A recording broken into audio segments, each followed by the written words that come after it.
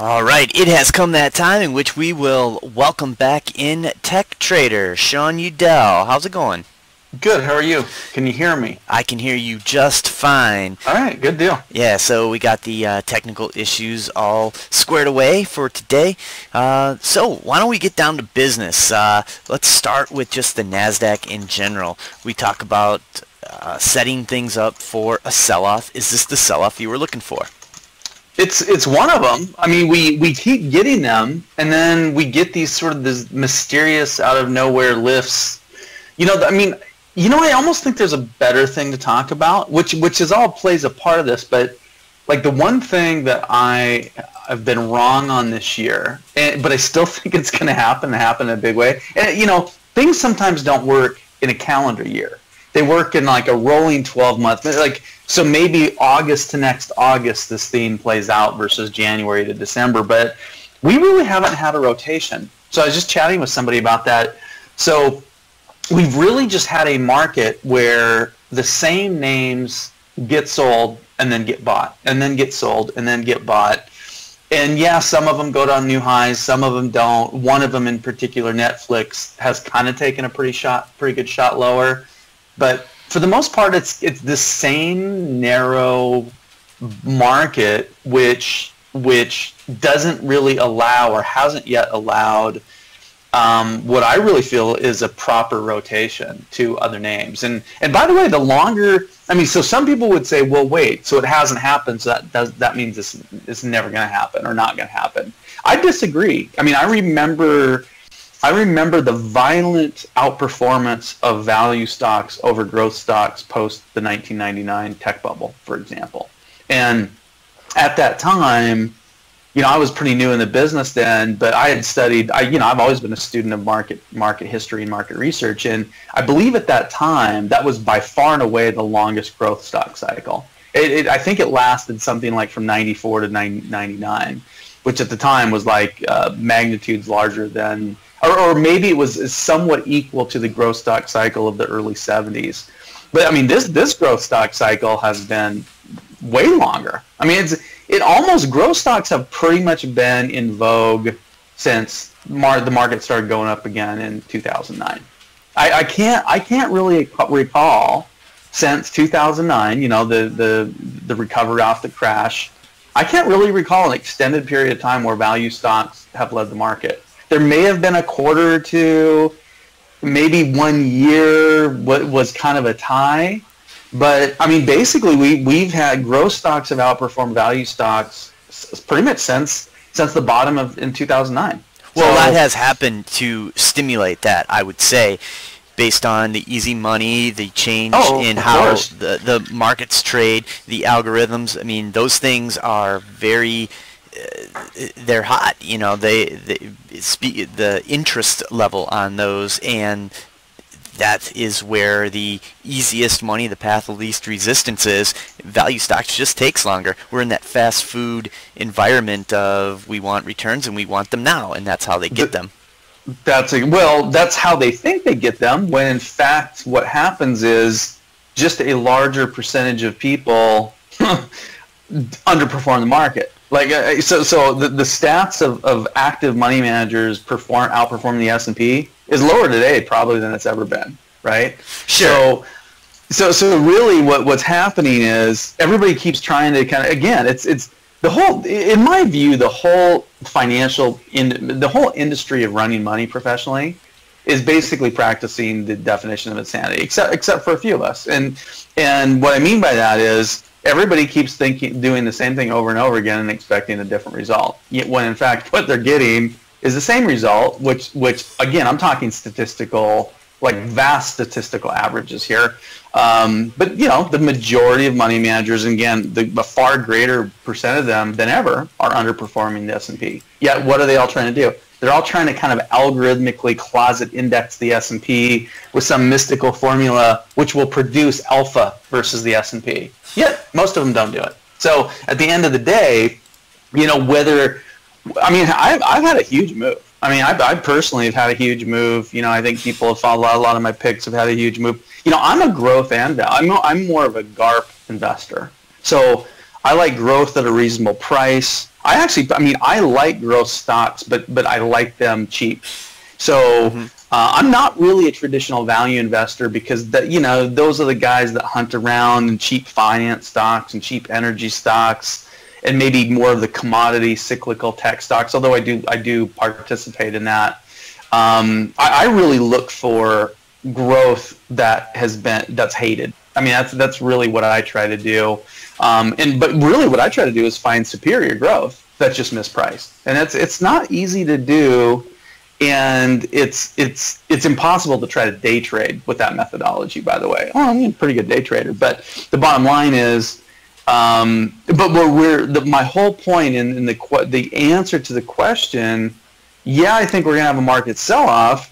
But if we ever get that rotation I'm looking for, the indices might not have to go down that much to cause a really large drop in the same 8 to 10 to 20 names that need to drop. So it's the same that we could have talked about this thing on January 1. It's the same deal. And then what happened?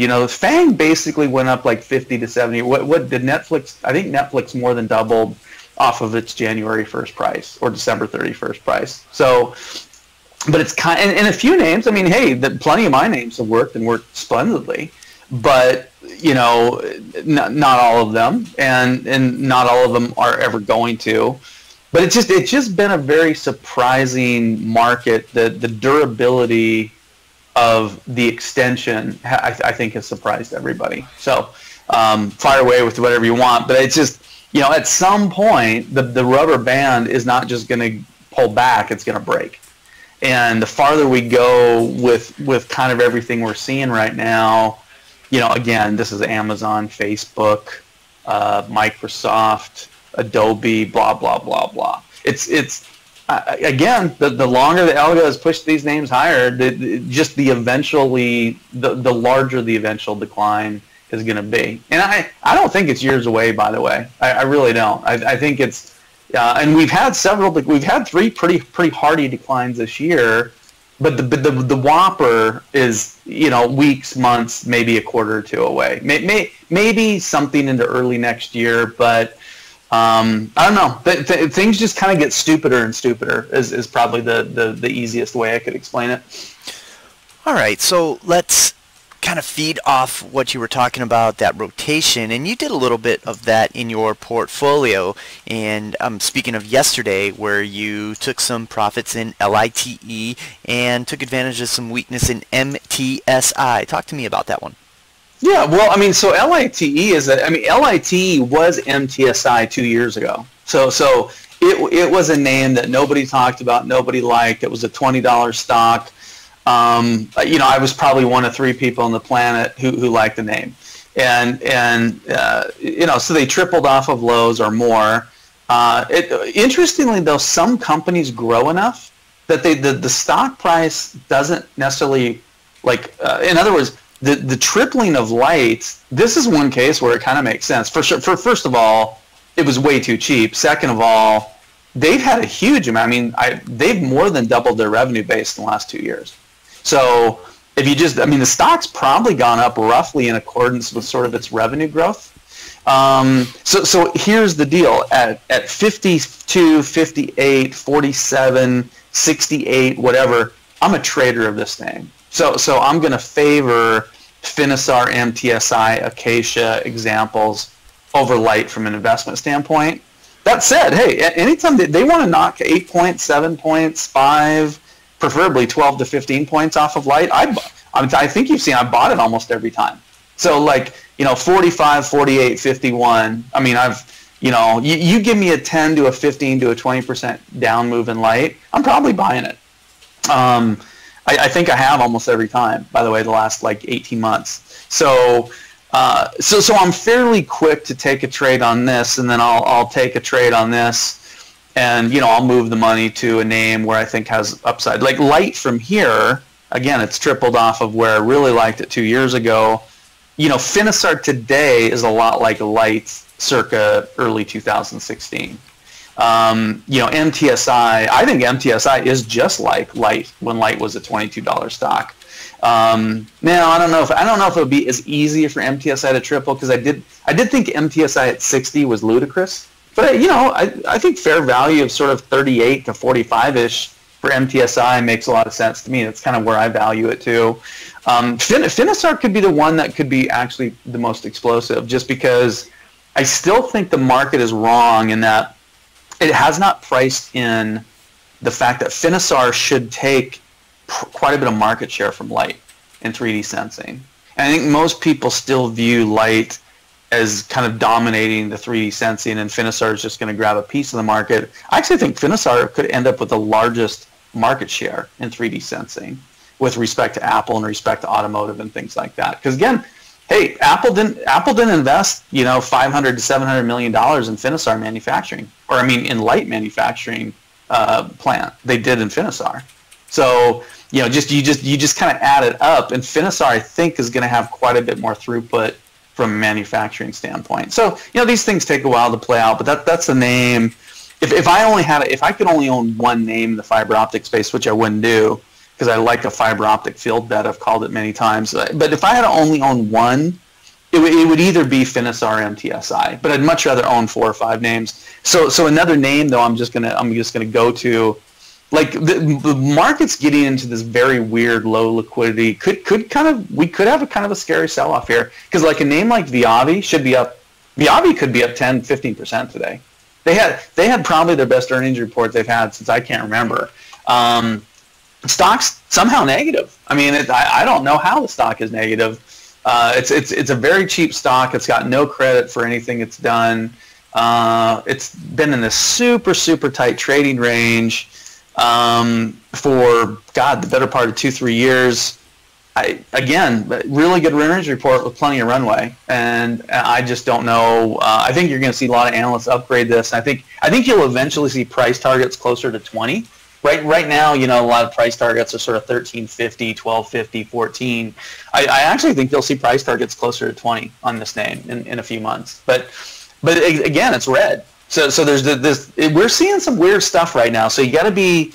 That tells me we're going lower on the whole market. But Viavi's a name I like too.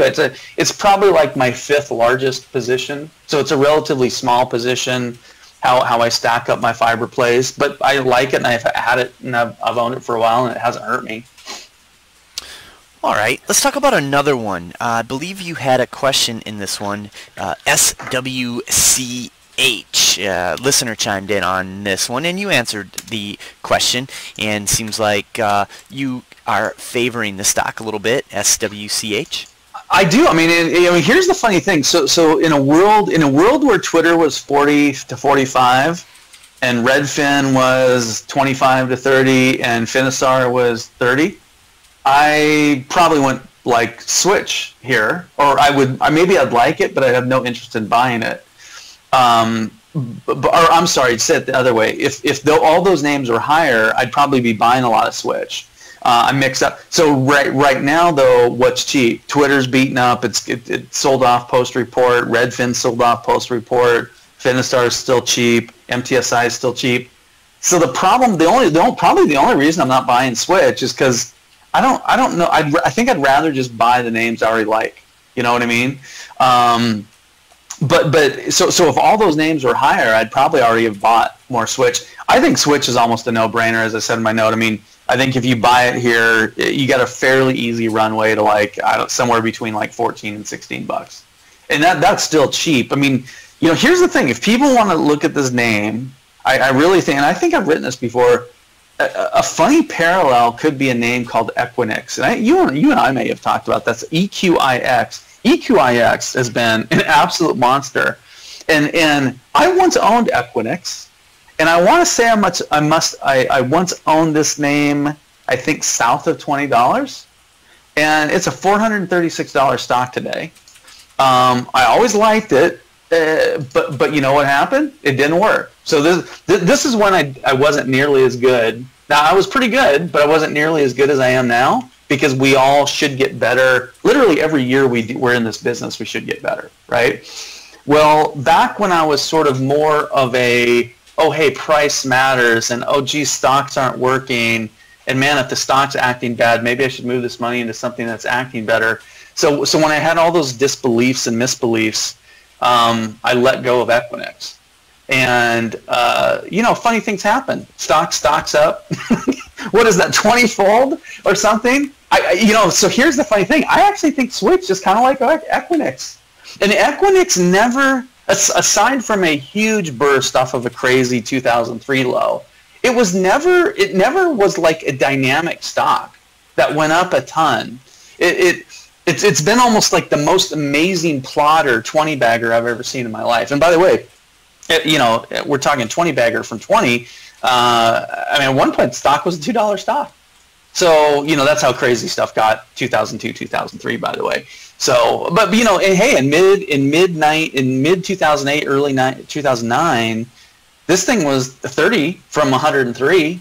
So this got hammered in the market crash of 2008. I think I owned it then too, by the way. And I think I made better money on it then.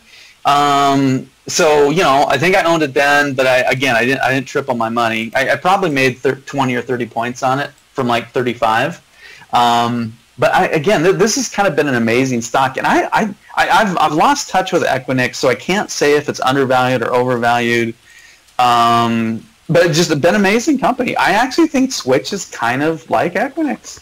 So point being, I'm not going to sell Switch. I don't know if it's a 20-bagger.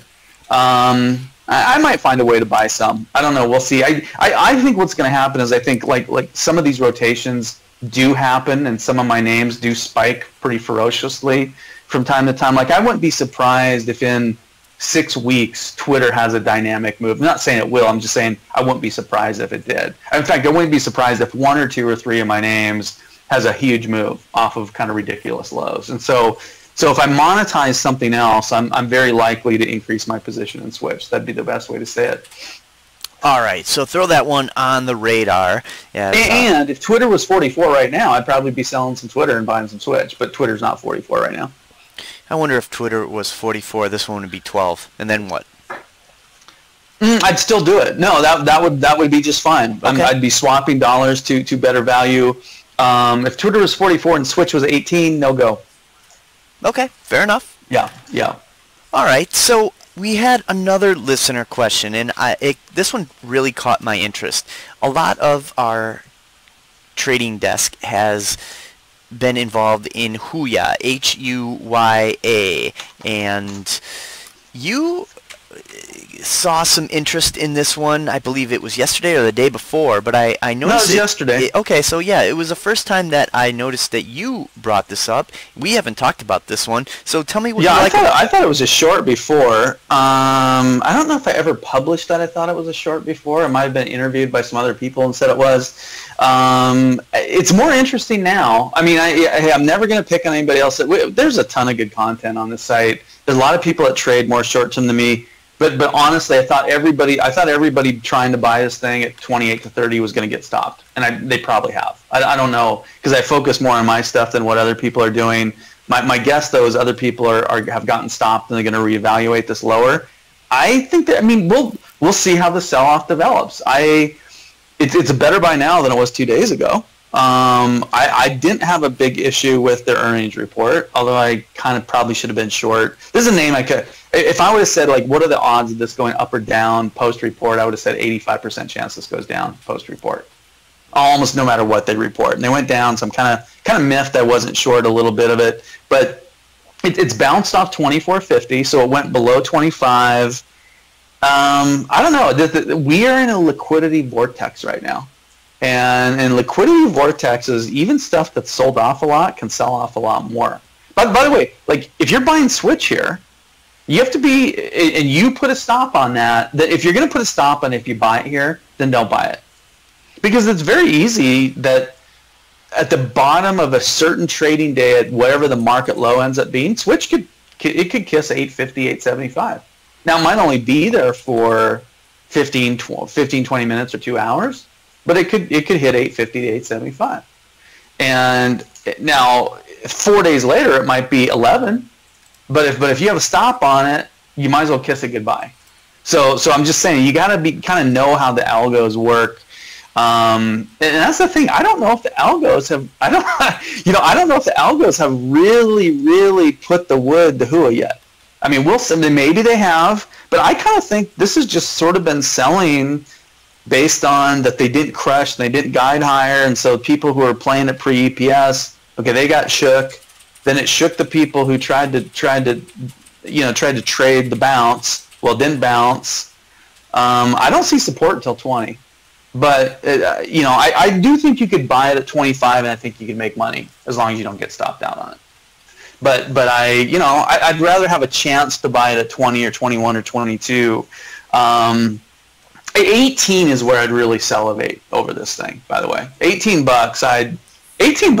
I'd start putting this thing as a speculative long, kind of up with like, I don't know, probably the bottom part of my top 20 list. But yeah, I don't know. It feels to me like the market wants to go lower.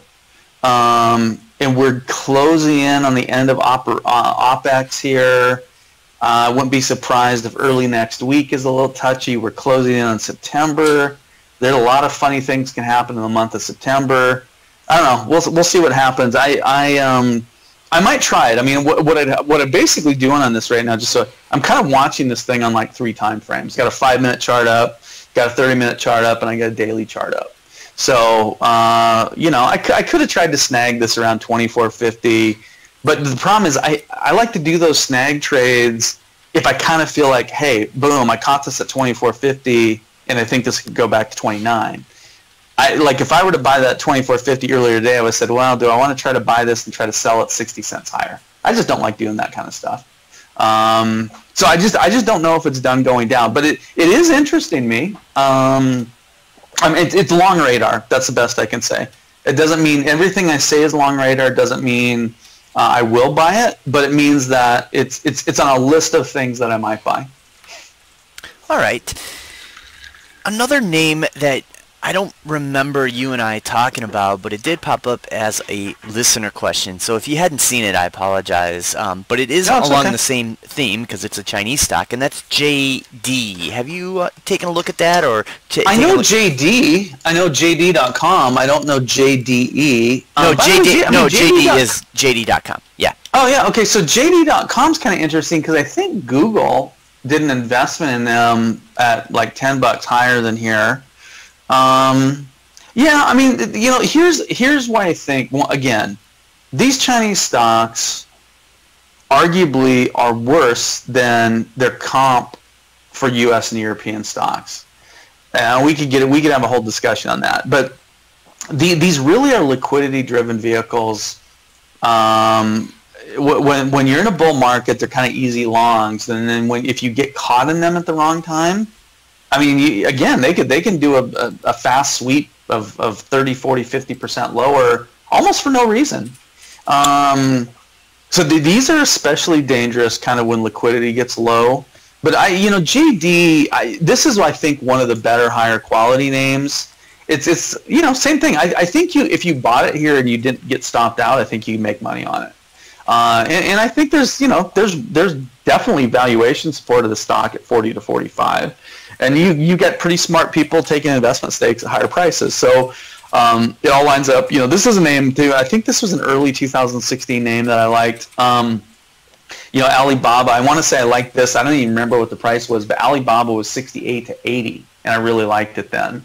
So I don't know what JD was. It was probably like 18 to 24. I'm just guessing. But 31, 32, this had a big drop, and I think this is okay. Again, I honestly though, I'd rather just buy Twitter. I mean, I don't want to get boring, but I'd rather just buy Twitter than JD.com right now. What's another one? I'd probably rather just buy Sign. I'd rather just buy MTSI. So, I'm not one that I don't need to buy 80 different names. So it's to me it's all relative. But of the Chinese names, and I do follow all the Chinese names, especially the tech names, and I have them on my valuation criteria and things like that. I would say this one is probably one of the ones I favor as much as any of them. I still think Baidu is by the way, just talking about market share, TAM, highest quality, best R&D, best technology. I think Baidu is the best Chinese name, period, in the tech space anyway. So I've owned that before. Arguably, should have never sold it. But I've had that as a long several times. That's had a pretty good shot lower. I'd love to catch Baidu. I don't know, about another 30, 40 points cheaper. And you know, if this trade war stuff and the China stuff and global GDP, if the riffraff, I call it the riffraff because I think global GDP is still in the phase where it's rising, not falling. But you know, if just the Chinese market sells off and gets nasty, things can happen pretty fast, and Baidu would probably be the name I would kind of circle first, but JD would be a close second. So I don't dislike the name. It's just I don't love it relative to where other things are trading. That's the best way I could say it. All right, I think that covers China pretty well. Why don't we talk about Redfin, RDFN, because I know a lot of listeners are curious on your take here as we're trading near its most recent lows below the $18 level. Are you doing anything in this name? I'm not. I added to it twice. I'm just going to kind of sit on it, watch it trade. I'll say this. This might be my favorite long. So for a while, I was saying it was my favorite small mid-cap long. You know, I think I probably like this more than Twitter now, because what I would basically view this is buying Redfin here or lower. It may be a better way to say, if people were reading my stuff when I was buying Nutanix like 3 times a week for about 4 weeks in a row, it's kind of the same trade. You know, you've had now Nutanix dropped for different reasons, but it had a very, very large drop on a very minor, on a very minute change in numbers.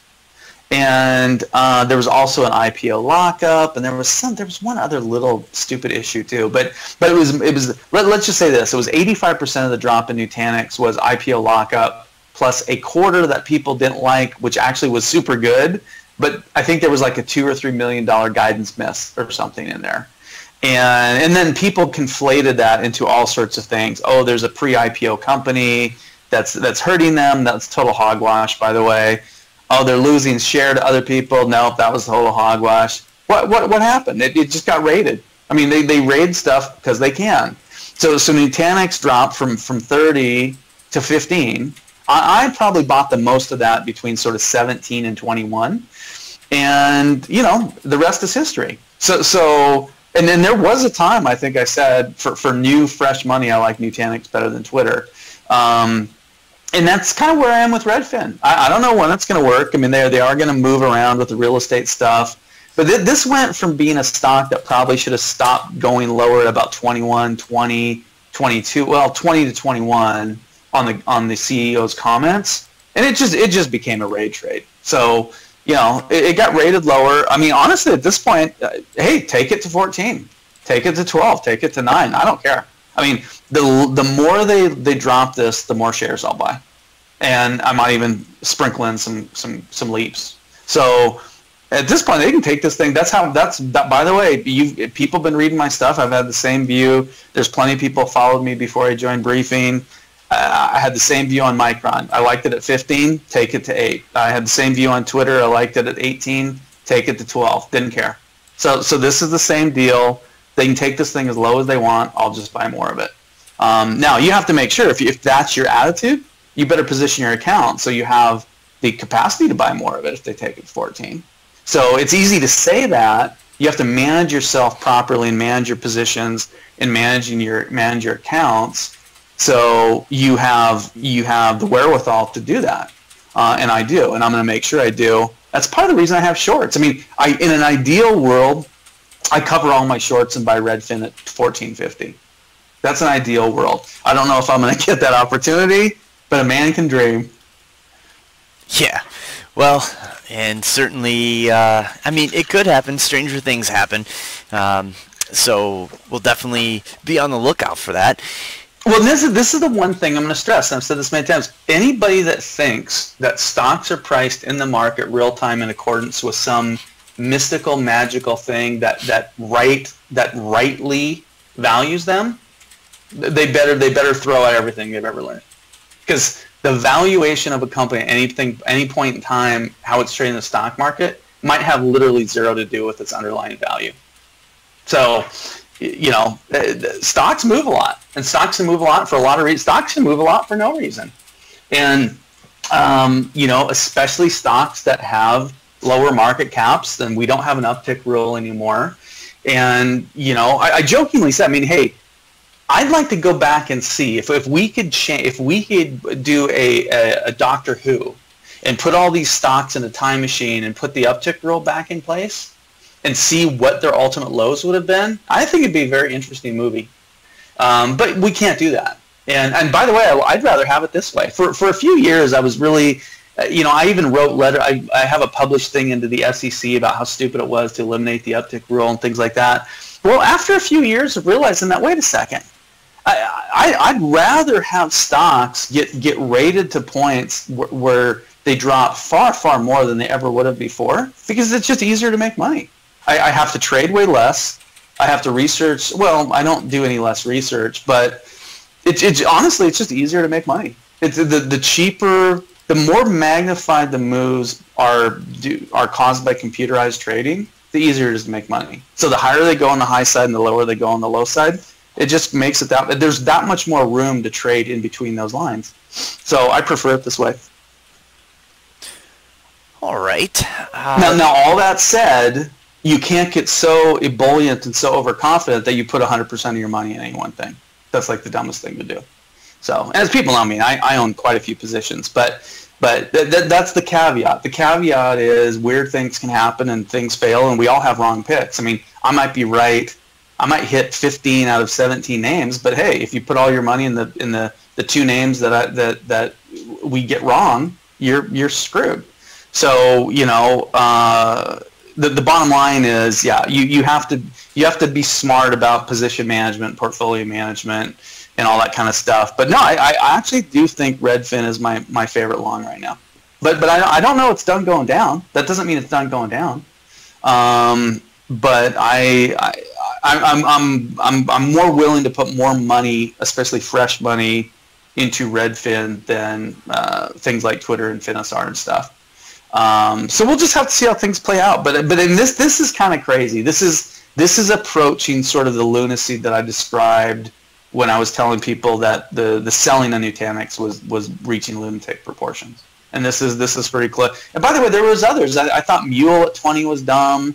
I thought Twilio at 23 to 25 was really stupid. Yeah, there's been lots of examples. Again, I joined Briefing after, you know, I mean, I was all over Twitter just laughing and joking and mystified that Micron was a $10 stock. But, you know, and it was for a long time.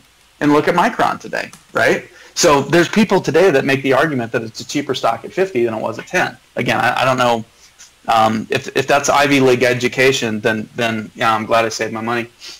All right. So why don't we talk about Shopify? This was one that one of the listeners By the way, no wanted your offense opinion to on. anybody who has an Ivy League education.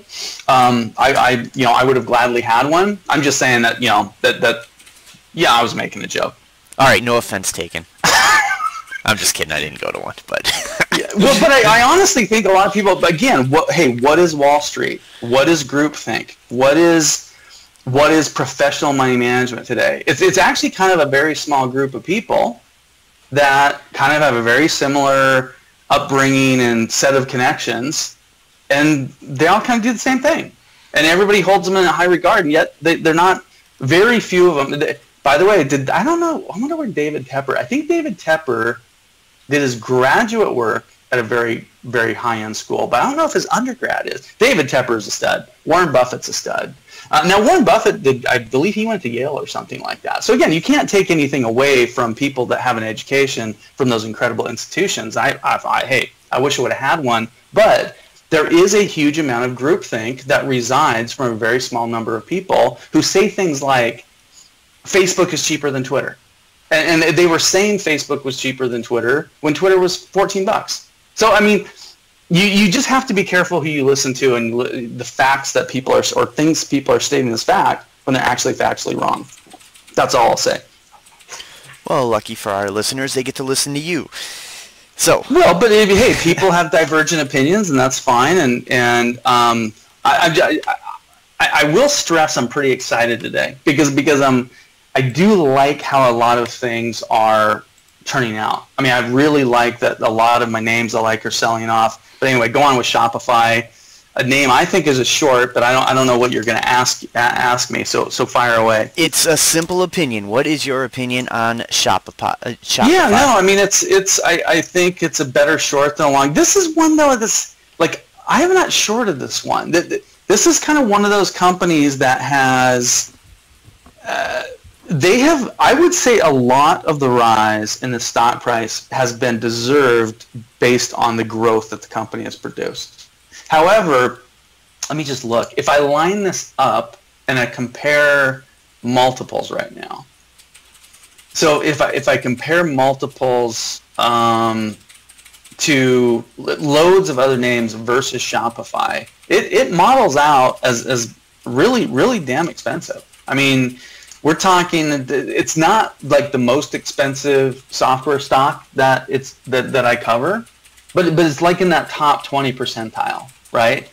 So the best way I could probably say it is if I ran a lot more money, which I probably will be doing in a few years, I would probably have things like Hortonworks and Cloudera long against the Shopify short.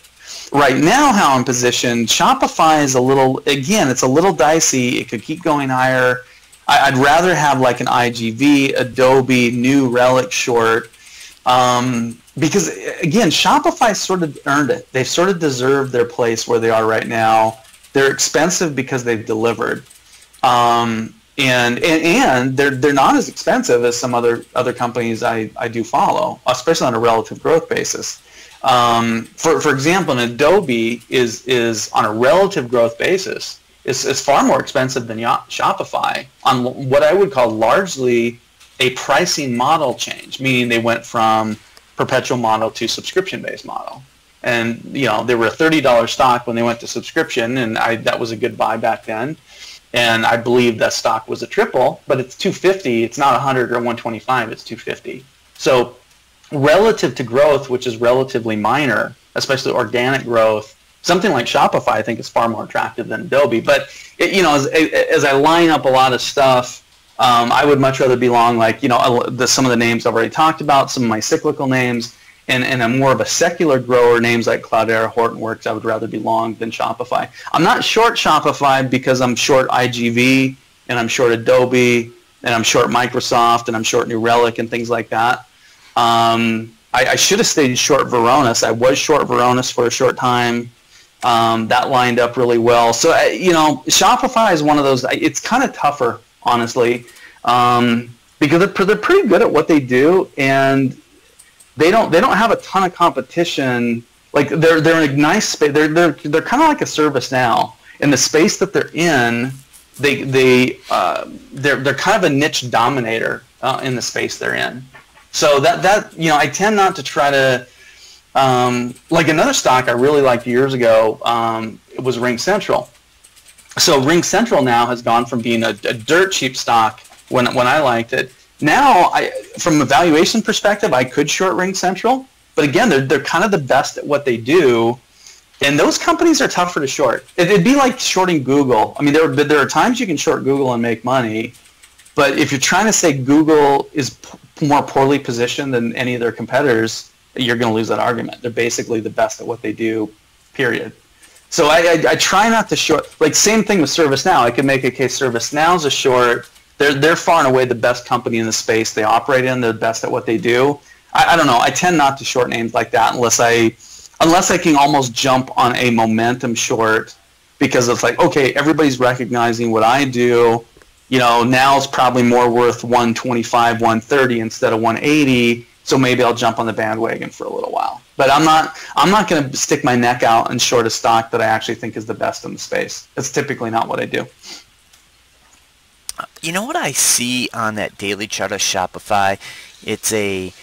I don't know if there's such a thing, but if there's such a thing as a double head and shoulder, like there's two heads there, and it looks like it's starting to form. So you've got like a two-headed monster. I see it. I don't know if there is such a thing as a. We could create it. We could call it the Hydra head and shoulders pattern. Although was Hydra a three-headed beast? I think Hydra is any multi-headed beast, right? This could be a Hydra head and shoulders. I don't know. I honestly have to see this pattern play out. By the way, I've seen a lot of patterns like this. I mean, some people just call this a double top. I've seen a lot of patterns like this. This has. I mean, we'll just have to see how the market goes. But here's the best way to call Shopify, and I think technically would support this. If we're gonna if we do rotate, this is not going to be a name people rotate into. Like this is a perfect case in point name of where money could rotate out of a Shopify. In fact, I mean, if FANG ever really gets rocked, and what I call the tertiary FANG names, the FANG plus names. If they ever really drop, I mean, Shopify will drop more than those guys will. I mean, if the IGB drops that 10-20% I'm looking for, Shopify should drop more than the IGB. So hey, if it lines up for you, I definitely. I mean, it's intellectually for me, it's a short. I'm just not short it. All right, I was just highlighting that. No, I think it's a good pattern to highlight. I mean, put it this way, I wouldn't call that chart unless you were like somebody who was fast and quick. And you had a really good trigger at like 135, 136-ish, but somebody like that's probably selling the stock, probably sold it already, because you kind of almost had a bounce off the 200-day or the 150 EMA type play. I mean, but just look at the chart. I mean, if you put this thing on a monthly, I mean, just look at the rate of ascension. And see, this is kind of what I point out. There's just so many charts that look like this that are unnatural. I mean, to the Twitter chart, part of the reason I've stayed so bullish, the Twitter chart does not look like Shopify. Twitter is still acting and trading like a normal company. Shopify kind of looks abnormal to me. So the more abnormal it is to the high side, the more risk you have to the downside if it does roll over. Put it this way, here's the best thing I could say. Why buy it? So some you don't need to short everything you don't like. Sometimes you make the most money by just staying away from the stuff that gets you in trouble. Well, hey, there's a rule for life, right? Stay away from the stuff that gets you into trouble. Well, but seriously, I mean, if you see, the one thing I think people, I mean, I just don't get hit by stuff like this very often. I mean, like, I don't buy a Shopify at 140 and then have to lick my wounds at $80. So, because I just don't do that. So I mean, honestly, if you're not getting hit left and right by tons of things, you probably have a lot of capital to do lots of other things. So, and you can stay rational and you can stay calm when everybody's freaking out. So, I don't know. I mean, again, you don't have to short everything that goes down, but it's just as good avoiding tons of things that become trouble trades. And if you're good at avoiding, I mean, to me, it's just as profitable. If you avoid the stuff that everybody else is buying and then takes huge hits on, you'll end up making far more money. So, because then you're in position to either take advantage of the sell-off that does occur, or you're in other names that don't get hit hard and then go up a lot more later on.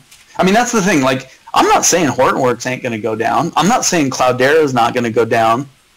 I mean, in a liquidity type, vortex type fueled sell-off, a Cloudera could drop every percentage-wise as much as any of these other names. But I think what would happen is the recovery snapback move would be quick and the ultimate upside would be a lot more. And I do think, by the way, it should hold better if a really, really nasty sell-off ensues. But it doesn't mean it's going to. I mean, sometimes stocks that have dropped the most have another further huge, weird leg lower. But you usually get it back like almost the minute the market turns around and goes up. I'd almost say, I don't want to get in a too long-winded conversation on a different topic. I'd almost say a lot of these spec biotechs are like that right now. Like an ACAD might, maybe it can drop another 20%, but almost like once stocks get to a certain point, the last sell-off they have is almost meaningless because the first move back higher overcomes it. So, sometimes it doesn't matter if a stock drops a whole lot more, again, as long as you don't get stopped out. All right. So one of the last listener questions that we have today is on NXPI. I'm going to pull up that chart really quick. In NXPI, and looking for your thoughts on the sell-off. This one has drifted back below the $90 level. Any thoughts on this? No, I like it. I've said, this is another one. It's if I had other positions that were at way higher prices, I'd probably be long this name. I mean, honestly, I think Qualcomm. Qualcomm now is holding exceedingly well, and Qualcomm's in fact, it's kind of teasing a trend line break right now. I'd actually argue it has broken a downtrend line already. If you're looking at a weekly, by the way, you draw it from the top to connect the highs. It's broken that high. But really, I think Qualcomm probably should have gone up more. I think I'd rather just be in Qualcomm. And then Sina, we haven't. I'm surprised we haven't had a question on. Sina actually had. This is what I talked about. What's weird about these liquidity type raids. Sina had a report. I still to this day think they should have gone up. And now you can call me a fool or whatever, but I said the same thing about Twitter, I don't know, a few quarters ago when they dropped it from like 23 to 19. And I said, I actually think the stock should have gone up, not down on the quarter, and we all know what happened. So, I think Sina should have gone up. I think Sina just was rated because it could be. I think MTSI should be up a lot more after their quarter. I think, again, I have no idea why Viavi's down. Put it this way, I know exactly why Viavi's down. It has nothing to do with the fundamentals. So the hardest thing I have with NXPI right here, by the way, I like it. I think you could be long the name. I think it works from here. If I had a portfolio of 120 stocks, it would definitely be in that portfolio. It would probably be a top 50 name. But I don't own 150 stocks. I'm not going to. So, again, I just like other names better. Oh, or I like shorts better. I'd probably rather be short Newer and IGV and Microsoft and some of my shorts right now than actually be long NXPI. Here's the only thing I worry about with NXPI is now nobody really has modeled a future state for NXPI. So I wouldn't be surprised if, in other words, everybody sort of modeled NXPI post-merger. So everybody's got to recalibrate everything. My guess is it's gonna produce a lot of caution. I also think NXPI might come out of the gate the next quarter or two. And what good would it do them to be super aggressive on their guidance? By the way, that wouldn't do them any good, right? So they just got a big payoff from Qualcomm for the deal not going through.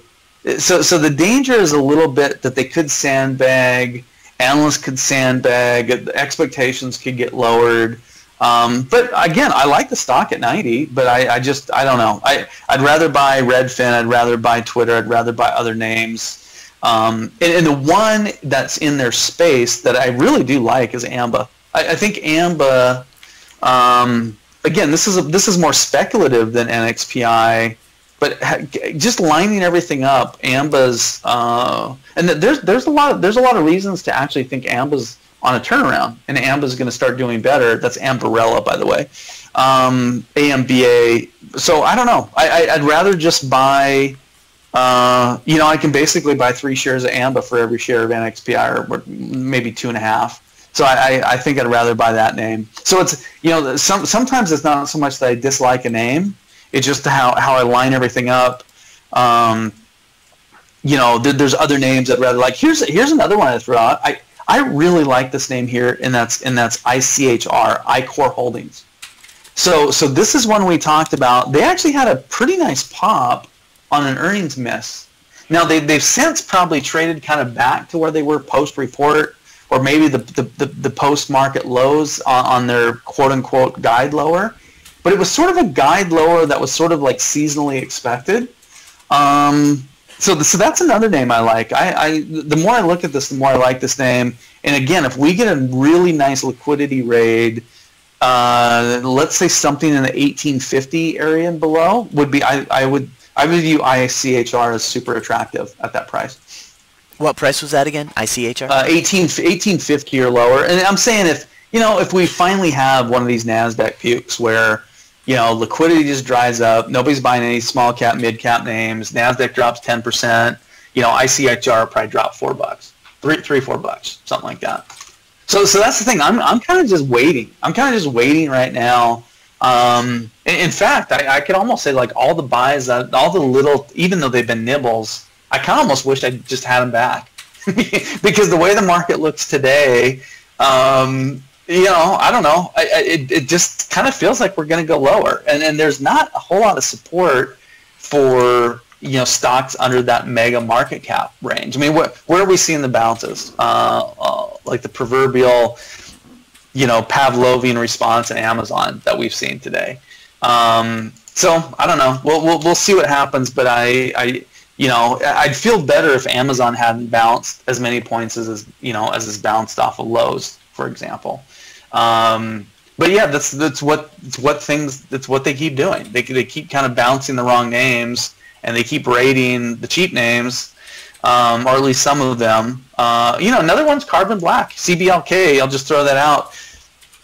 They didn't have a bad report. I didn't really find much fault at all with the report, but same kind of deal. In this kind of market that we're in and we could go into, there's just not very many buyers. So all somebody has to do is flip a switch, and tens of thousands of shares of this get sold, and there's only a couple thousand shares get soaked up, and these things seem to drop pretty fast. So I like what I'm in, but I kind of wish I hadn't maybe bought a few of the nibbles I've bought over the last few days. I mean, even MTSI, I actually thought I could have a short-term quick trade on that. That's down another 50 cents, and they have an earnings report that I just absolutely love. All right, that's all very interesting. So I guess to sum it all up, you're really waiting. You're waiting to see if we can get a sell-off in the NASDAQ where you can do a little more bargain shopping. Is that a fair assessment? Yeah, I am. And again, it doesn't mean I'm going to bust the trades I did 50 cents higher. I could care less. I wouldn't mind having those small pieces of capital back to redeploy slightly better. But I just have to see, maybe is this the big one, Martha? I mean, are we finally going to have a bigger sell-off than we've had in a long time? I mean, I haven't given up on it. I mean, I'm going to stay. I'm either going to stay with the shorts I have, or at least the percent allocation short I have, or increase that until we get really a drop of significant magnitude. All we're kind of doing is kind of trading the same 4 or 5% range here recently. And you and I have talked about this. We by and large, we've been in a trading range for most of this year. I mean, we really have. We've had an upside bias to the trading range. The dips have been bought pretty vigorously. But we'll just have to see. I mean, by the way, if we're selling off on Turkey, that tells me there's not very many buyers left. Because Turkey, any issues with Turkey is not a reason to sell anything. Now maybe there's some stock that has some particular high percentage exposure to the Turkish economy or something. If I don't know of one, but when you see stuff sell off, like I always look at stuff like Switch. Okay, so Switch being yesterday. Okay, so should Switch have been down? What was it down? 30% yesterday, more. So if I see weird, odd things like that. Of a stock that's already kind of beaten up. By the way, they should have been down because they guided lower, and they had a little pop. They had a little $2 pop from kind of a prior low. But why are they below 1250? I mean, the company's not a different company than it was at 1250 previously. But when you see these big sharp drops on names that are already beaten down,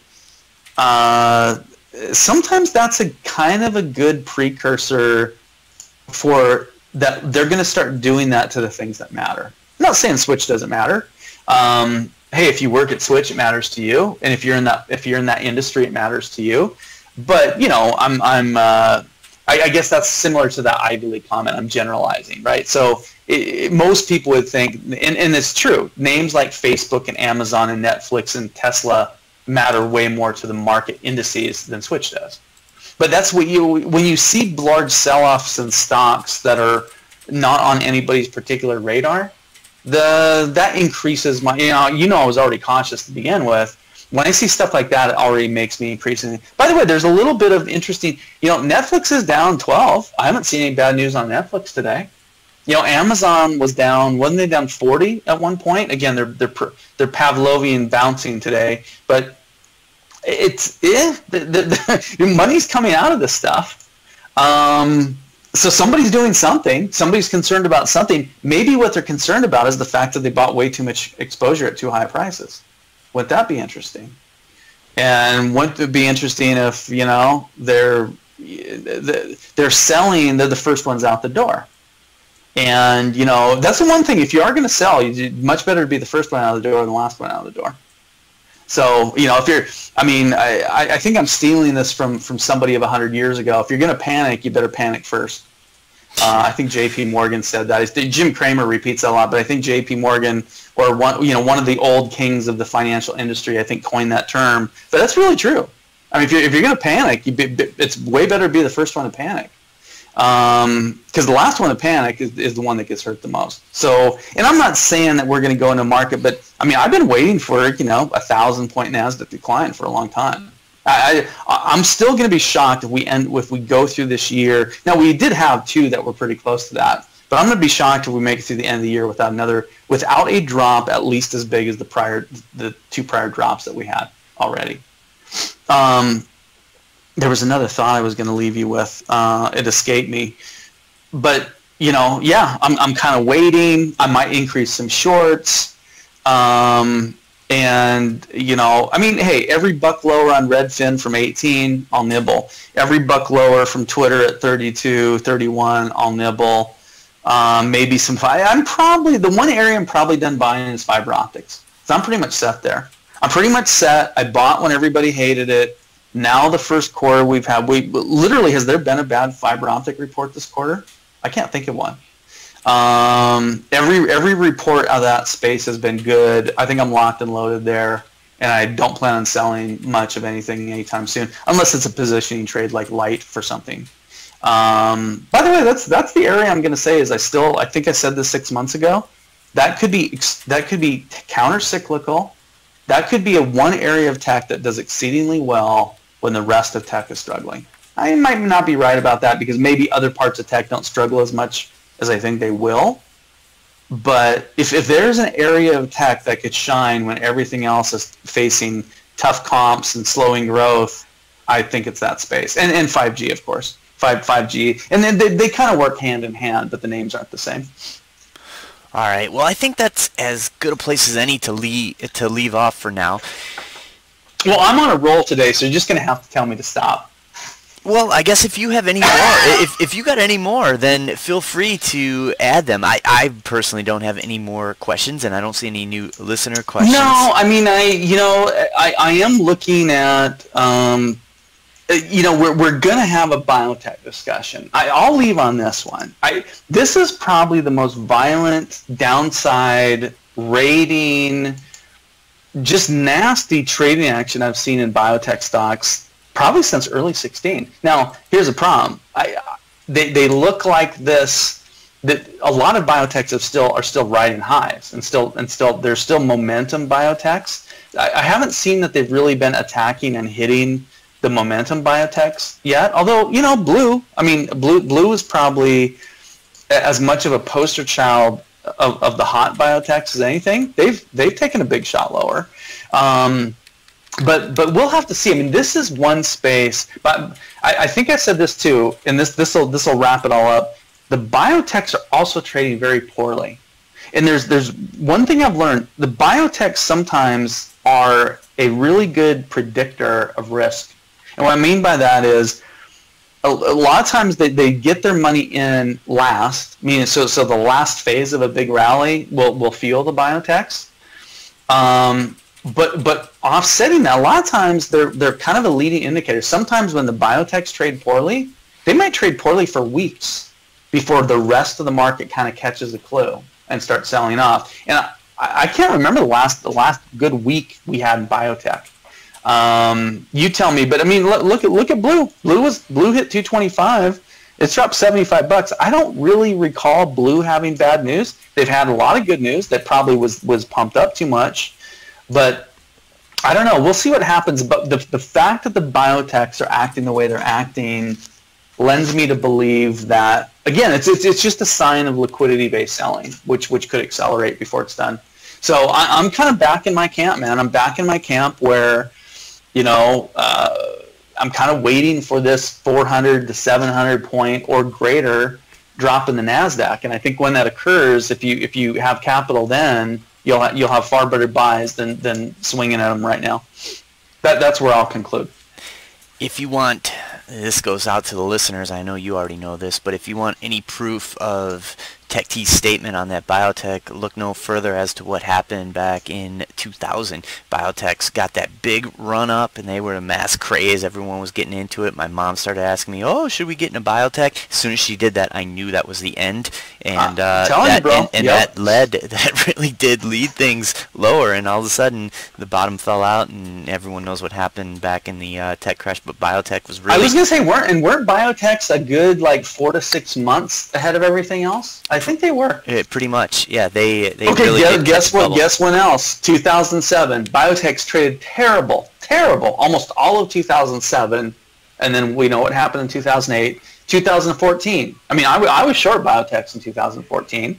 Actually, late 13, early 14. Again, we all know what happened to a huge drop in names like Splunk and Workday and ServiceNow and all those names. So, even Janet Yellen said there was a biotech bubble in 2014. And you know what? Instead of her being wrong, because when Fed people say stuff like that, they're usually wrong. She was actually right. And then she never made any comments like that again. That was her one fumble. She never. Well, I actually, you know what? I like the comment, and then, but I may have liked it because I was short some biotech stocks at the time. She never went out and really talked about any individual sectors after that. I don't think she ever mentioned a sector. And then the last thing I'll say, just to elaborate on this point. Okay, so middle of 2015. By the way, that my last personal horrid drawdown was late 2015. And by the way, I'll have more in my life. We all have them.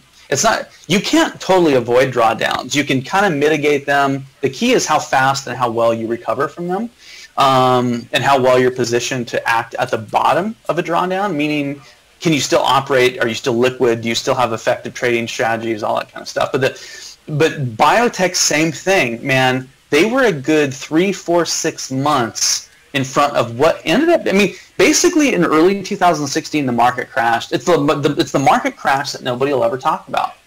Because Apple didn't crash, and Facebook didn't crash, and Qualcomm didn't crash. I mean, most uber large cap companies didn't crash. They did drop 10, 15, 20%.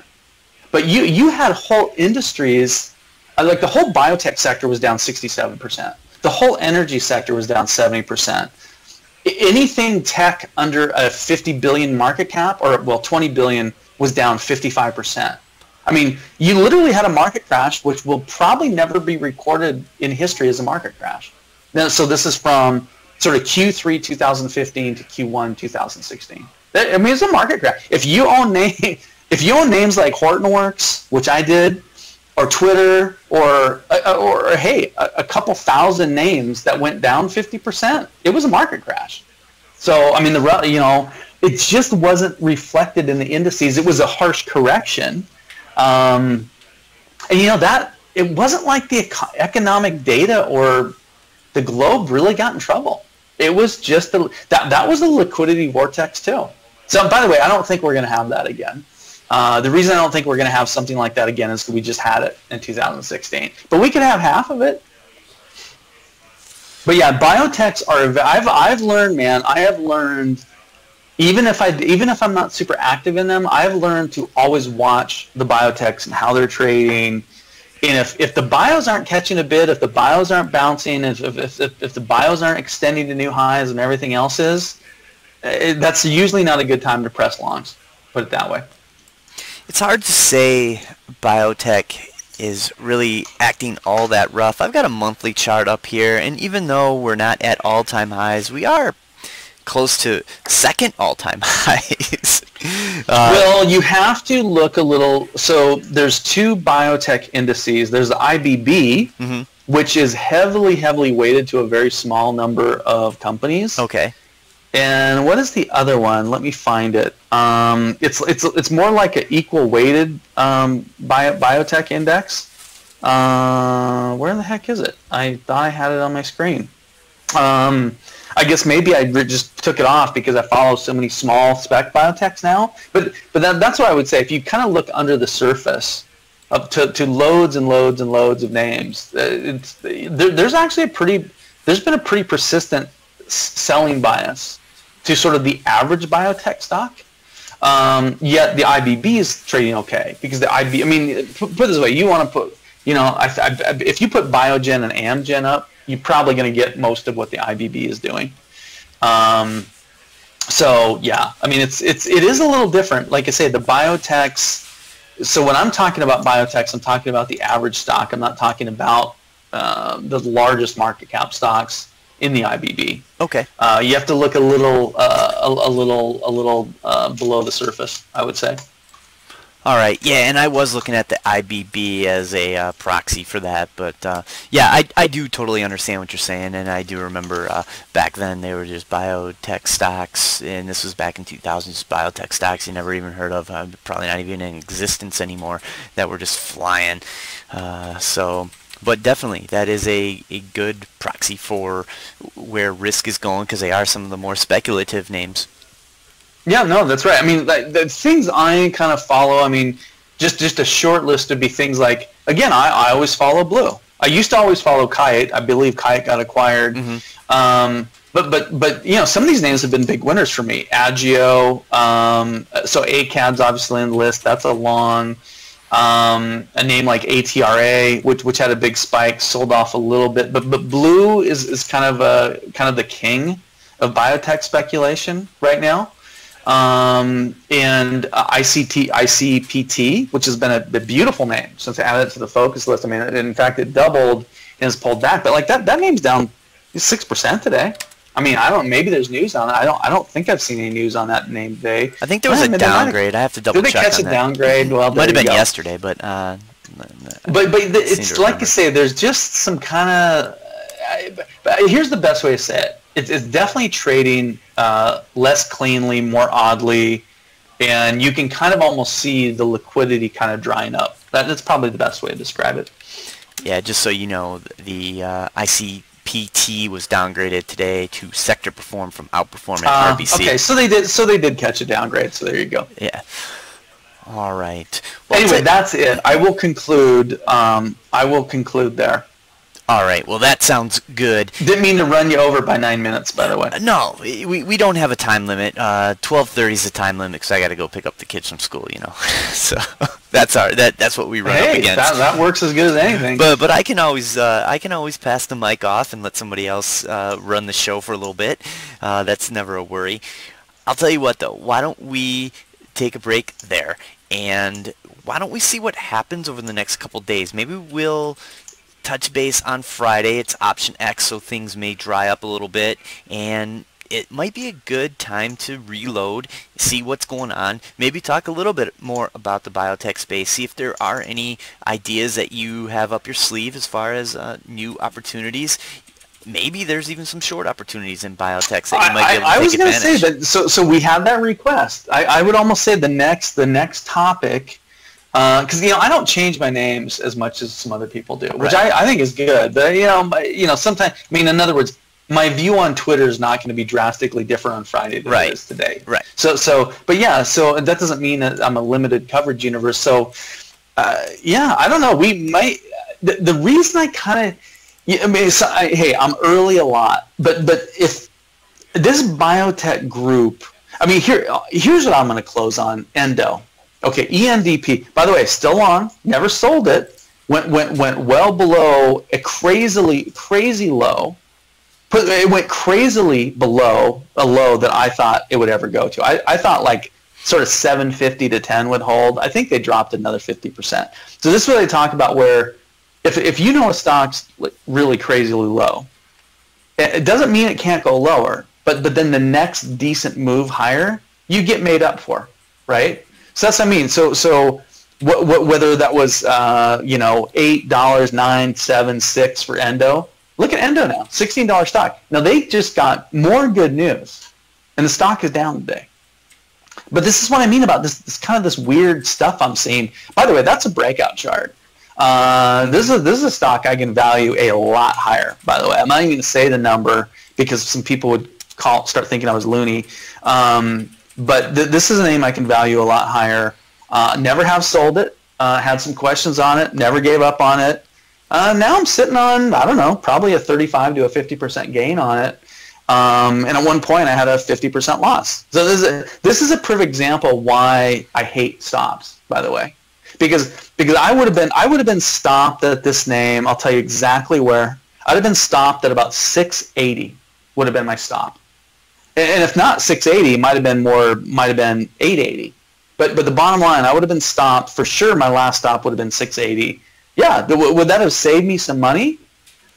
Well, guess what? If I didn't go in and buy it the 4 days it was at 550, that stop would have done me no good.